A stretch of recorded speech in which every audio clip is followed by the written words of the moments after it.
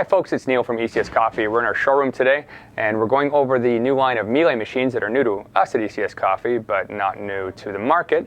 We're kind of excited to have them, and I'm going to do a quick review of their top of the line 6350 after I go through the 5300 and the 6150, explaining the differences. They all make the same beverages overall at the end of the day, but I want to kind of show you the fancy schmancy one because it has all the features that you might want in a pretty good price point machine. The first thing I notice is that compared to a lot of the other machines in the market, I find that the Miele machines are really well built. They feel more solid. Even though there's some plastic to it, it feels very solidly built. It's hard to explain, but the difference between, sometimes you get something from China and you feel that plastic and it's kind of cheap, then the European stuff is better.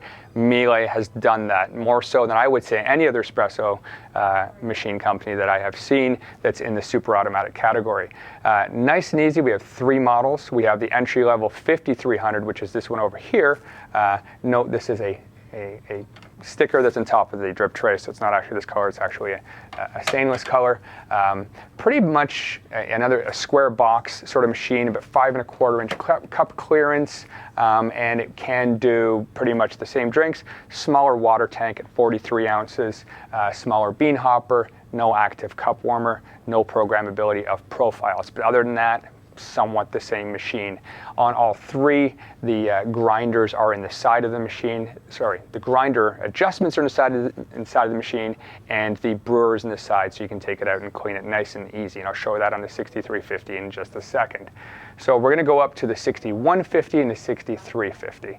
The main differences being a little better finishings on the 6350. You have the added backlight and you have the hot water. On top of that, you also have the active cup warmer on the top. It's actually warm. My hand's on it. You can turn that on or off, but it is actually on. You have a 6.6 ounce bean hopper and a bypass on both, and a 60 ounce water reservoir. So good size for the market. What I like about this is that the bean hopper doesn't stick up like on many other machines, so you don't have to have that pulling out to get into it if you have cabinets up above. So really like that about the machine. But where this machine really does a great job is in the temperature, the programmability, and the milk cleaning, which is what I really like on this guy. So I'm going to take you through a couple of things in the 6350, and we'll get right into the menu and kind of show you what you can do. So we'll start the 6350. We have the brewer mechanism on the side. As mentioned before, your grinder adjustments here. And this little doohickey here is for your milk tube, so you don't lose it.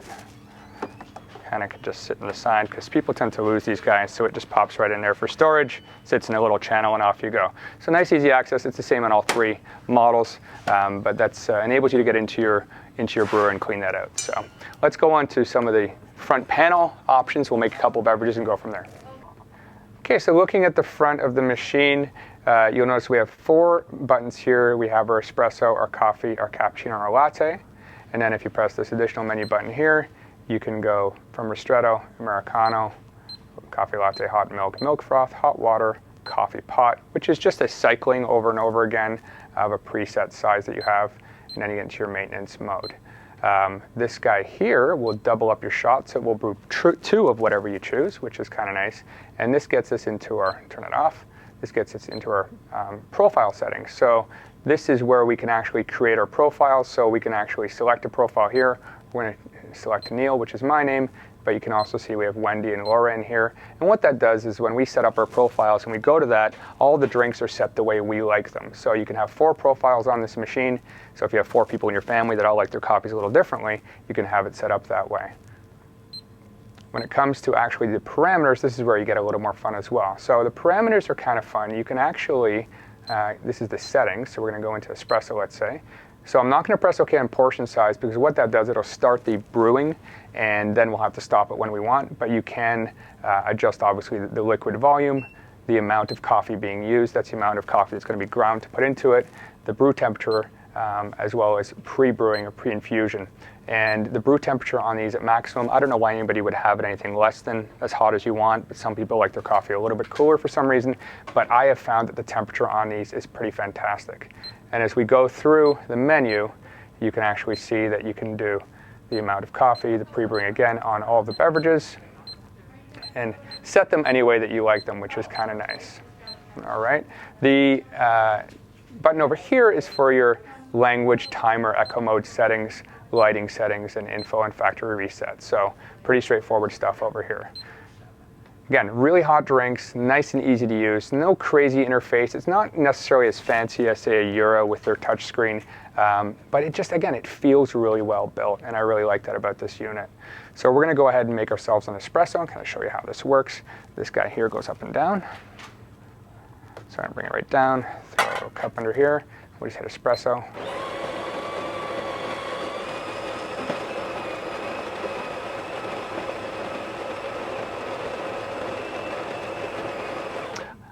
I do find this to be quieter than most espresso machines on the market. The grinder is a little bit quieter than most of the other ones that I've found.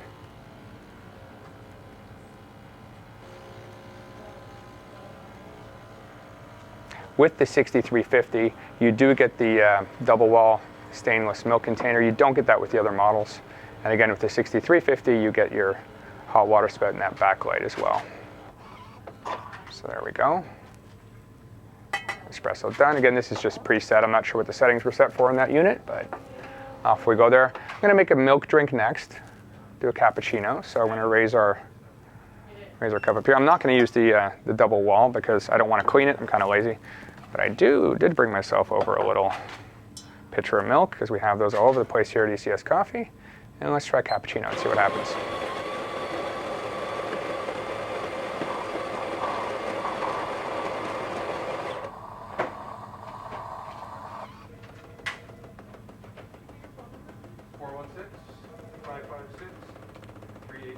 So we're pulsing to get the milk froth now.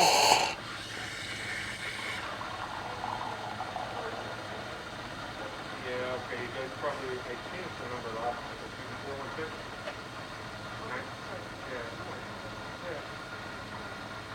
937? We might have nailed the exact size for this cup, which would be great.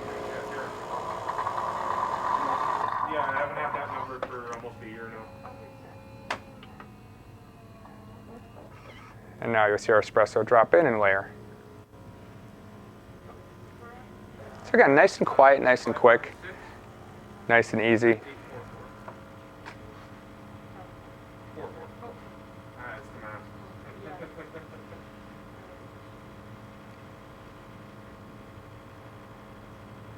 I think it should stop right about now. Hopefully this is just the right size for this cup.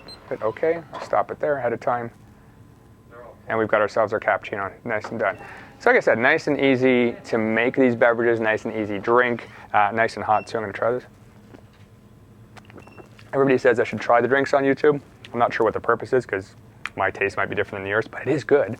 One of the neat things about this machine though is how the milk tube gets cleaned, because one of the challenges is when you have milk inside this tube here, you're not necessarily going to want to leave that there because it will eventually get kind of clumpy and disgusting, and we don't want that. So I'm going to show you the neat cleaning methods that they have on the Miele, and it just makes it nice and easy because sometimes cleaning that milk tube is a bit of a pain in the butt.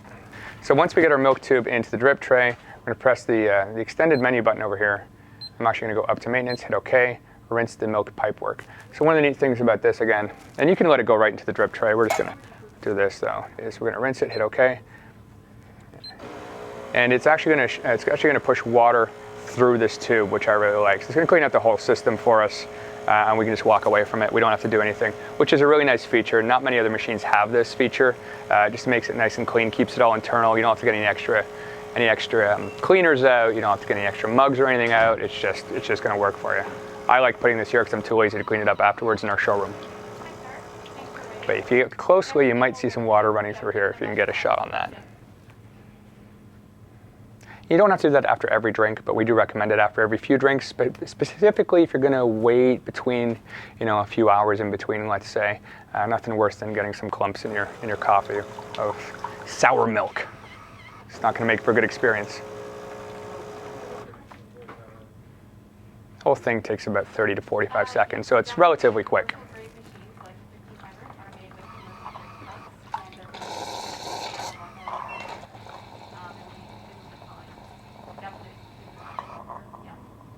And we're done. And that's nice and easy. This can go right back into the into the milk container, which we didn't actually use today, but if we were, that's what you would do with it. So right, there we go.